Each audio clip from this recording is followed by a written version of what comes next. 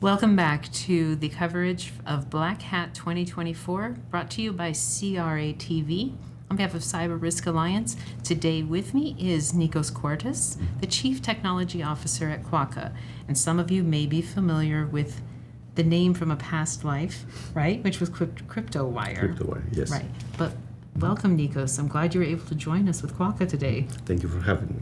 And this is a fascinating subject. Mm-hmm. We're going to talk about mobile application security. Yep. Right? And applications are completely ingrained in our day-to-day lives, not only in professional side, but also on the personal side. So I am curious, what do you find intriguing about the mix of applications that end up being on an enterprise device? Yeah. So in order to understand the risks that we have on mobile devices, if I may put it this way, we need to understand what mobile devices have evolved to be lately. So, as you said, we have a mix of personal apps and company-owned apps. In many cases, these apps are basically our identity for certain services. So that is very interesting because it used to be that these applications are just, a tool to either a game or something to have fun with. Now we do so much more with this. So because of their high value target that are on our devices, these are now the new endpoint. The data that is contained in these applications is the high value target. It's not about compromising the device. No, the bad actors want your device to work. They just want the data in your device. True. So that is what is most interesting to me, that it used to be the case that when we had a desktop computer, somebody would try to, encrypt our files, make it, render it useless with a virus, or, attack it in some other way. But now they're like, no, we want to go undetect it. We just want to siphon your data and use it for our own purposes, whatever that is. Well, and following up with that, then what are some of the top mobile application security challenges that come up right now? Yeah, challenges or risks of the apps, or both. Either way. Yeah. Well, risks. Let's go with the risks. Yeah, let's go with the risks. So we have a lot of categories of applications that we have identified that are problematic. For example, you can have overprivileged applications. Okay. These applications require more privilege than what they want, more permissions, if I might put it this way, or they could be applications that come pre-installed in your phone as part of whatever the vendor installed when you got the device. Now, if those are not protected properly, they have access to sensitive information because they come pre-installed on the phone. That is something that other applications can get without the vendor initially wanted. For example, you can have an application that can get your contacts without you knowing, without ever seeing a dialog box that says, hey, this application will have access to your contacts. Right. You can have applications that are what we call harvester applications. Okay. These usually want a lot of access in your device, and what they do is that they just harvest your data, as much data as they can, send it to a remote endpoint for profiling the user, and then either doing targeted ads or you name it, whatever else. Think that you could know the habits of general population at some point. That is very powerful. You could shape opinions. You can do whatever it is you want. We have leaky applications that leak your private information in locations that should be otherwise protected. Let's say your call log, your SMS messages. An example of these applications that actually came up recently with some research from Zimperium is applications that are targeted for stealing two-factor authentication codes, Okay. which is like That's a huge yes. nightmare. And that's probably why most companies don't want you to have two-factor authentication via an SMS. They usually require some authenticator app Right. to protect it.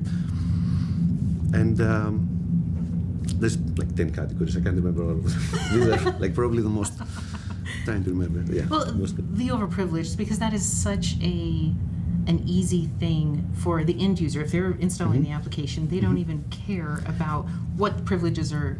Yeah, and most of the times, you know what happens? You usually don't see, you might see that the application is asking for some permission. You might grant it at the time, and then you forget. Because, you haven't been using that application so much, you just, it's there, but the application still has access to that protected resource that you gave it. Apple and Google are trying to be more, are trying to alert the users about this, for example, the location access. Okay. iPhones and Android phones lately have been telling you, hey, this application has access to your location. Do you see what information it's getting? Do you still want that? But you can't do this for every permission that you grant on your device. The hard reality is that now that we're using devices constantly, we need to be more alert about what permissions we give them and how we utilize them. Meaning, we need to just question a little bit, not install every application out there, give them all the permissions they want.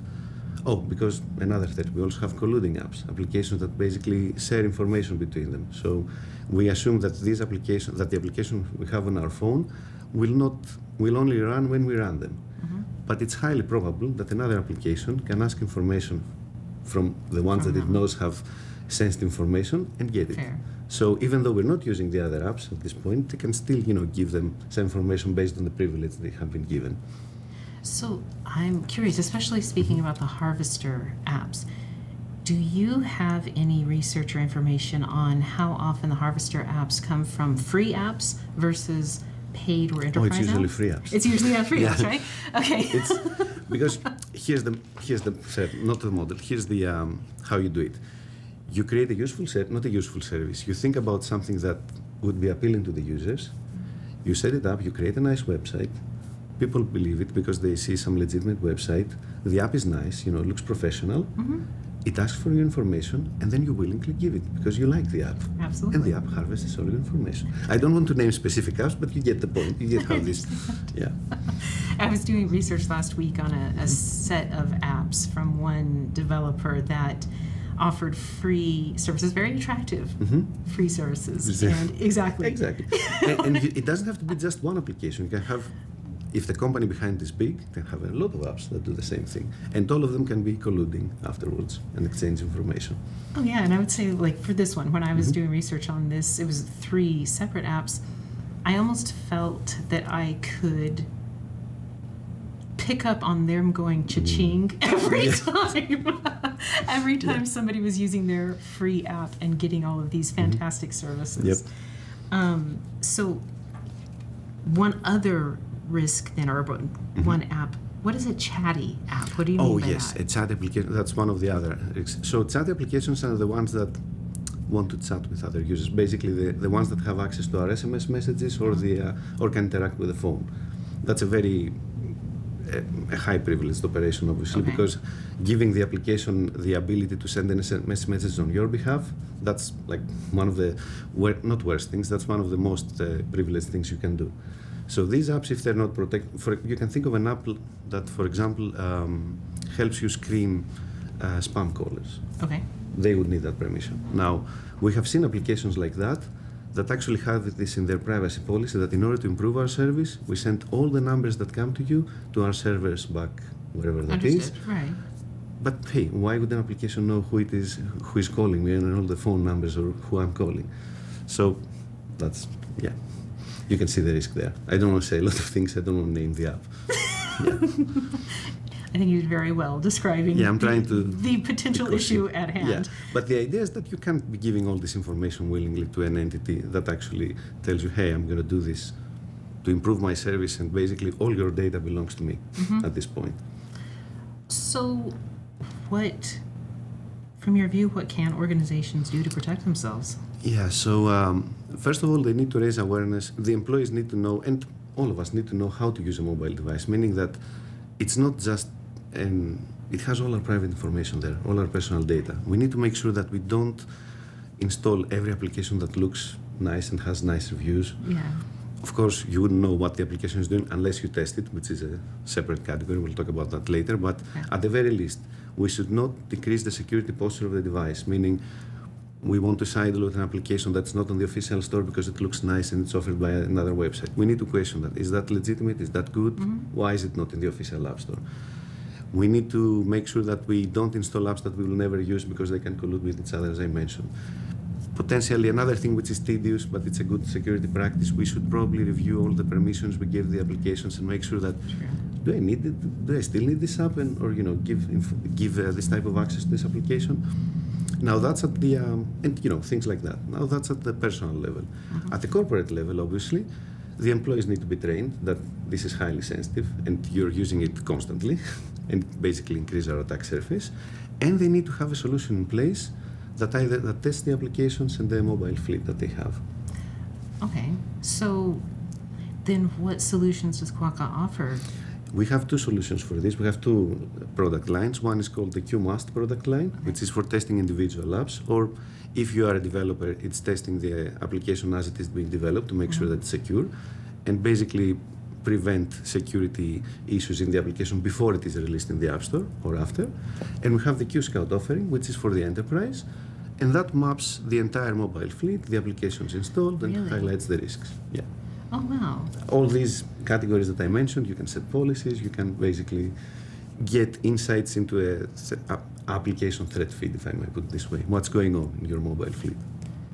So, for you or the team at Quokka, especially with all of the research and real-life data that you're getting back from your customers, what have you found to be the most helpful or the time reduction for security teams at enterprise level when they are using, say, QScout? Yeah. So definitely being proactive about setting policies that would not allow them to install certain kinds of applications before they enter the fleet, and then they have to worry about what is our exposure, what not. Not just QScout. A lot of developers have reached out to us, big companies that are regulated and need to be compliant from a security perspective. Health industry, banking industry, these types of businesses, to make sure that the applications do not have risks, or how do they fare when being installed in a device with other apps there. Because we can test applications as a group and not just a single application by itself. And now that's different. You're talking about testing it differently than during development. Basically, identifying what's the exposure with app collusion is what I mentioned. Okay. Yeah. Okay. So the idea is that basically here that you need to prevent a security issue from entering your app before it's released. That's what I'm trying to get at. That's the best thing that they can do, and it's a no-brainer, right? Oh, absolutely. I think that's what all in the security field desire. It's not going to happen 100%, obviously, but that's, don't get me wrong. It's not like, this is 100% correct, but most of them are caught. And so quickly, once an app has been released to the public, is there ongoing testing or ways that... Go ahead. Yeah, I just agree with you. Yes. Please finish. Okay, well, ongoing testing as new versions are updated. Yes. Can you speak about that? Yeah, so this application in our line of products can be put in a watch list so that new versions are discovered and tested as they are released. Or if it's the developer that has bought the QMAS solution, they can submit it before releasing it, the pre-release of the new version.